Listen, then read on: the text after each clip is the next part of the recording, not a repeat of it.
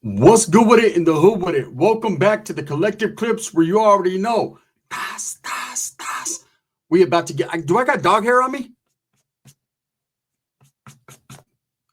Max, I'm about to get it in, right?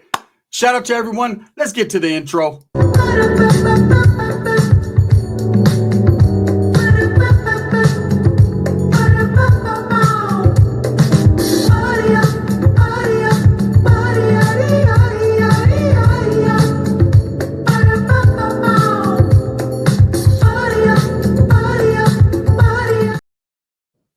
Welcome back to the collective clips. And if you haven't already hit that like and subscribe button, make sure you go ahead and do that. Put the notification bell on all so that way you're directing the direction of all the dope content that the gun stays kicking. And I appreciate the support. So I got asked a question, and I felt this would be the proper channel to address this, the answer on, right? So we all know, or if you don't know, I'm going to put you up on some game about Tango Blast, okay? An organization that was created in Texas, in Texas. Now, there's several tangos, and we're not going to get into all the intricacies and the details of every tango because there's going to be a gang of people giving me the game in the messages. I already know, respect, shout out to Tango, but I was asked a question about this prison organization that has basically leaked out to the streets and now controls most, or if not all of Texas, okay?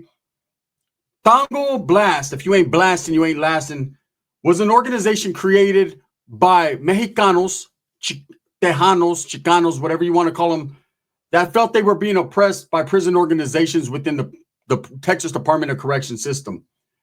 And so these guys banded together from different cities within the state, Houston, Dallas, San Antonio, several others, Corpus Christi, and they came together and they formed Tango, which of course there's an acronym to Tango, and it's a Texas organization, against oppression. Basically, it started like every other California prison gang or prison organization, oppression. People that are trying to look out for their own, trying to get their respect while in prison, trying to do their time comfortably without being, ran upon, beat up, extorted, raped, all that bullshit, that happens in prisons back in the days. Now, originally, there was a group called the Texas Syndicate. There was also the Texas Mexican Mafia, which were two organizations within Texas. The system had nothing to do with California, albeit that Texas Syndicate did start in the state of California. That's a fact. But it was a very a very big movement in Texas, right, within the system. And these were the guys that the Mexicanos that were there felt were oppressing them. So they started to go against them, and they formed Tango Blast, and now they are basically, they control the system. There's thousands of them. Now, the question that was asked to me is, would they be considered dropouts in the state of California? Because a lot of them were once part of certain groups and defected. Here's my thing, okay? No. Let me explain to you how I consider them, just like the Fresno Bulldogs, pretty much on the same level of what they do, even though there's more Tango Blasts, and I believe they're better organized in their system in comparison to the Fresno Bulldogs. They have very similar stories, very similar ways about them. Now, when it comes to the Fresno Bulldogs, not all of them, not present day, but back in the days, there was no separation between Fresno and Norte. F-14 were Fresno Norteños. That's the fact. There was no Bulldogs in the times. They didn't claim the Bulldog moniker. There was none of that. It was just F-14, Fresno 14. And I always tripped on it. I always tripped on it because doing time, it wasn't just homeboys from Fresno, like Norteños from Fresno. These dudes were actually F-14ers. So they put their own label on themselves to distinguish themselves from everyone else. You didn't see Sanjo 14ers or Sanjo XIVers or Merced 14ers. You've seen Fresno 14ers. So they always wanted to be just a little bit different. Now, most dudes from Fresno will tell you it's Fresno first and foremost, even before Bulldogs, even before 14, before any of that, it was always Fresno. Respects for that. And a lot of their older homies, a lot of the OGs like Crackers, several others, right, were actually members of the prison organization that is associated with the North, right? And in being that, there was there's a lot of stories, into why the split happened between Bulldogs and the North, right? But ultimately, from the history that I've been taught, they felt they were being oppressed. They felt they were being utilized. They felt that, they weren't being recognized for their contributions, and that they were deep enough and more organized or had representation that decided, hey, it's time to bounce. We could do our own thing. And for 30 plus years, they've been able to do that. They've been able to maintain, I think it's a little under 30 years. If I'm correct, it might even be at the 30-year mark. But the Bulldogs did the red wave and they bounced. Okay, they started their own prison organization, their own organization on the streets, and they let North go and continued to be, their own thing. Now, it's very similar to Tango's, because Tango started their own organization. But the differences are, because I hear a lot of people say, hey, Bulldogs are dropout Norteños. That's not a fact. That's wrong, right? And I'll explain to you why Tangos would not be considered dropouts as well. The Bulldog faction, when they started, breaking away from the North and dropping out are two different things. Okay, if you drop out of a gang, if you say, hey, I'm no longer that, I don't no longer want to be a part of gangs, period, and then later on you join something else, well, then you're a poop butt, pretty much. You're someone who just can't let it go. You're someone who lied to yourself. Not only did you lie to the cops to get to a softer yard, but you lied to yourself. The Bulldogs never did that. They fought for their independence. Okay, it's the same thing with, I'll just say it, the NF. They didn't fight for their independence. They fought for the establishment of the yard. They were never part of another organization. They were just their own thing. They started up in prison and are still around. Now, when it comes to the Bulldogs, pretty much the same thing. Yes, they were Norteños. A lot of them were. And a lot of them decided to turn their back or break away. But you have to understand, in prison, there's a lot of politics. There's a lot of things going on behind the scenes. And just because a person says, hey, you know what? I don't like the way I'm being treated. I'm going to go ahead and establish my own thing, do my own thing. If they're willing to fight for that cause, if they're willing to put in work, if they didn't lock it up, if they didn't, divide themselves from that, but they said, hey, we're going to fight for our independence, that's not a dropout. A dropout is someone who decides, hey, man, this is not for me anymore. That was once part of an organization and says, hey, I'm going to let it go. And then he lets it go. He drops out of that group and he stays away from gangs. Nowadays, man, it's real tricky because you got dudes that are fucking dropping into fucking PC gangs. You got dudes that drop out and then get a chance to drop back in and then drop out again. And then you got guys that drop out in the back of a cop car. You got all kinds of shit going on, right? The fact is, there are more dropouts, non-active gang members, people that used to be a part of gangs, than there are dudes that are actively in gangs. That's the truth, especially within the system. Maybe not on the streets, in the barrios and the hoods, but in the system, the California prison system, yes. Now, Tango Blast is a whole different thing. Tango Blast, yes, there are some members that were once part of other organizations and groups. Would they individually be considered dropouts? No. Defectors, people that actually left that organization for another one, hood hoppers, whatever you would want to call them, you can call them that. But the whole organization as a whole is something that just was created. And people, they started to recruit. And people started to see, hey, you know what? These guys are a better fit for me. They're showing more love. They're taking care of their people. Now, over the years, they've gained a reputation for being ruthless, aggressive, violent. They got a lot of youngsters that are Tango Blast that are coming from the streets. And with a lot of youngsters, it's hard to control. It's hard to maintain the mentality of, anyone can get it. EBK, fuck everybody, all that. That's a mentality. That's a real life thing. I've been around a lot of youngsters, man, done time with them, and they're knuckleheads. Me being a YA baby, I was once that, a knucklehead. Didn't want to listen. Only I had a little bit of game and a little bit of clutch and enough mind state to understand that, hey, within the Northern cause, you get wiped off the map very quick. You get removed if you think you're somebody when you're nobody. That's a fact. Now, the Tango Blast, I was asked, man, would they be considered dropouts in California? Say if someone gets locked up from Tango Blast in California, no, because California politics has nothing to do with Texas politics, just like Texas has nothing to do with California. People ask, hey, if the dude's from Tejas, is he automatically going to get rolled up off the yard? No, I'll tell you right now, there would never be an establishment of Tango Blast, and I respect the shit out of them in California because there's no real estate left. Okay, There's the big four and that's it, or even the big three, because one of them just really doesn't function like they used to. Okay. But you got organizations that are already established doing their thing on them yards. It's just the way it is, right? Their politics are their politics, and there is no way any other gang or organization from a different state is going to come out and establish. Now, Vato can get there and say, I'm from Tango Blast, homie. You know, I'm not pushing that over here.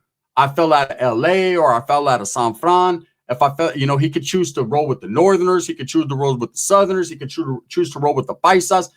The decision is totally up to him. But as far as being on that yard and saying, hey, this is Tango Blast, and trying to recruit, that would not happen. He'd get removed. He'd get killed on the yard. That's just a fact, right? I've never seen it happen, and I don't think it can happen. You know, people could tell you, oh, man, it ain't like we could do whatever we want. Not in the prison system. Maybe on the streets, but not in the system. Now, would they be considered dropouts? No. Because again, like I said, the California gangs don't care about you and what you got going on in Texas and vice versa. They don't care what you got going on in California. Now, the only time it would become an issue or a problem is if you're running around claiming a gang, promoting it, and have bad charges or something that's tricky on your jacket. Then, of course, what's going to happen is motherfuckers are they're gonna blast you. They're gonna be blasting. You ain't gonna be lasting.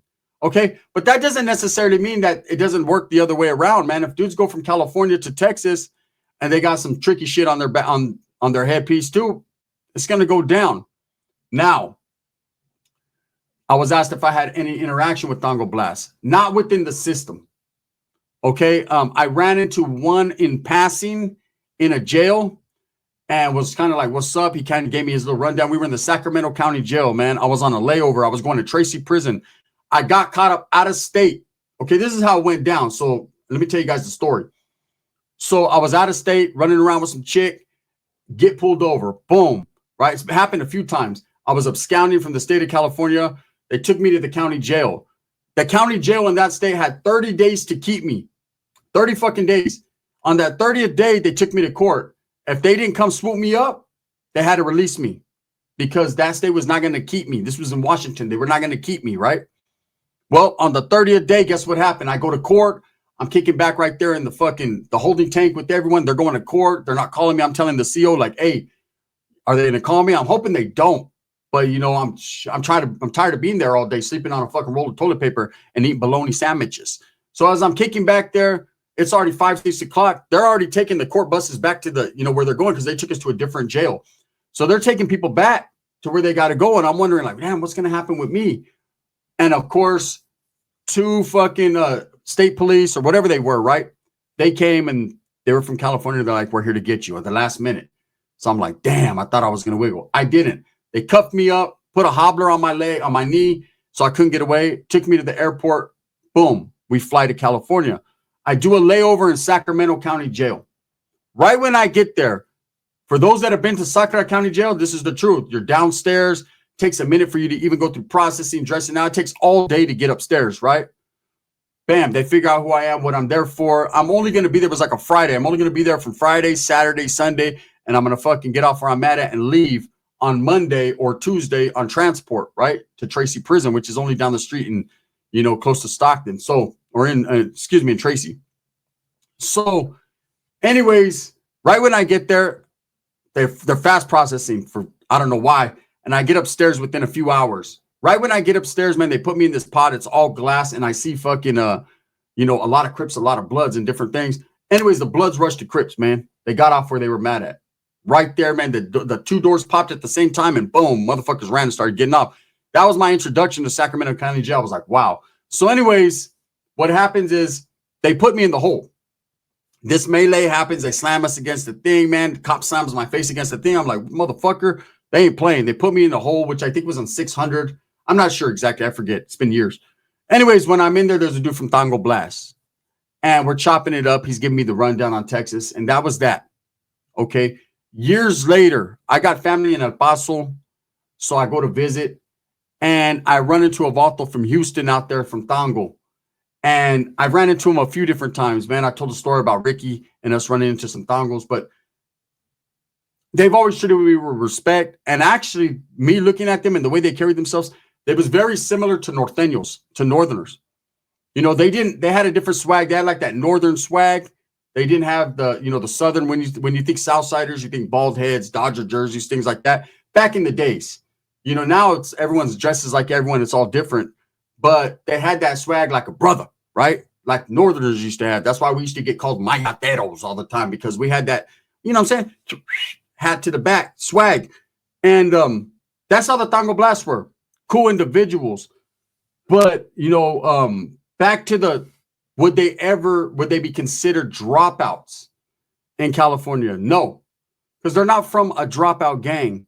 They are from an established organization in Texas that decided they were being oppressed by other groups to come together and do their thing. You know, now the Bulldogs, I've been asked the same question, like I said, and although I do see similarities between Tango and the Dogs, it's not, with the Dogs, it's a little bit more tricky. There are individuals that are Fresno Bulldogs that were once part of an organization from up north, or an organization that represents the north. I'm not going to say from up north, because if you know, you know, that were part of. Now, they individually can be considered dropouts, but the organization, the group as a whole, no. The Bulldogs are independent renegades. They do their own thing. That's how it's always been. That's why, you know, they're classified as their own group. Not an organization, but their own group in the CDCR, in the system, and they're kept separate from North and South because CDCR has recognized, hey, these guys are different. They're not North, nor are they South. They're Central. They're their own shit, right? But there are people that are like, nah, they dropped out of the North. They didn't drop out of the North. They fought for their independence from the North. You know, dropping out, usually a motherfucker goes and checks in. Okay? Motherfucker go, says he's faking a heart attack and he's gone. Or he gets off on the yard, or he does whatever he does. Okay, there's different ways to do it. But at the end of the day, they didn't do that. They went out into the yard and fought for theirs. So I give them that respect. That's why I always respect the Dogs, because that's how they do it. Tango Blast is something totally different. So no, to answer the question, no, they would not be considered dropouts or treated bad. You know, the system is pretty respectful. It's racial, but it's respectful. You respect all races until you don't. Okay, there's racial barriers and lines drawn, invisible lines drawn in the sand on that yard. You know where to go, who to kick it with, and who not to kick it with, depending upon where you're from and who you rock with, right? Now, people from out of state, and I've seen several people from out of state. I've seen people from different countries, Russia, China, Samoa, Tonga, all these different places. You know, they get to the yard, and you would think automatically, oh, they're not from California, or they're not from here, they're from somewhere else. People are going to have it bad on them. No, if you're a good dude on with solid charges and you get to that yard, ain't no one going to fuck with you. You can run with whoever you're going to run with. Straight up. Now, you're not going to be your own thing, and you're not going to push your fucking little gang from your other state on that yard, because that's not what's going to happen, right? There's no real estate left. There's no one that's going to accept that. But that doesn't mean you won't be respected. If you're from Tango Blast and you go to California, you're like, hey, I'm from Tango, homie. You know, it's what it is. My package is. I don't give a fuck if I'm on a video. I do it real. That's what they like about me. I'm real. And say you get to fuck California from Tango, whatever, they're not going to be like, oh, you can't stay on this yard, bro. No, it ain't going to be that. Then you're going to get talked to whoever you run with. And believe me, there's reps that are going to get at you, and they're going to be like, hey, it's all good in the hood. You can chill, man. It's all love. It's respect. But you can't be pushing that over here, because there ain't no room for that. And that's it. Now, that doesn't mean there ain't been motherfuckers that got there from out of state and been like, fuck what you're talking about, and got off where they're mad at. But every prison they go to, the word you heard is going to be sent out on their name. And it's a shame that when they get caught up, who's to blame? See, I can rap. Lefty. I didn't even have to do all that. I'm real. Now, with that being said, man, I hope that answered the question on Tango Blast. I've done videos on the history of Tango Blast in the past. And, you know, I just really think it's a group that blew up in very similar fashion to, like, say, the Northern Riders, who blew up. They had their time and they were just recruiting, mass recruiting. You know, in Texas, to take over a state as big with a system as big as that, that's pretty crazy. It's phenomenal, right? But they were able to do that, and I think it's because of their mentality. I think the times are changing, and the older gangsters of the past, yes, albeit they're still respected, they're not looked at like gods or heroes anymore. Now it's more so, man, the younger generation that's taking over, and motherfuckers better recognize, because they're fools. They're rowdy. They're wild. You know, and that's why I say there's similarities between the Bulldogs and the Tango Blast. It's that renegade attitude. It's that not give a fuck attitude. You know, they're wild. And I'll respect it, but I'm a little bit different. I'm more the old school mentality. Anyways, with that being said, I hope that answered that individual's question, man. I just wanted to do this video. We got some more videos popping off today, man. We're trying to do the most. Thumbs up or thumbs down. Heavy's going to be the head that wears the crown. I'm going to continue to strive, struggle, strive for what I truly believe in. That's the betterment of all people.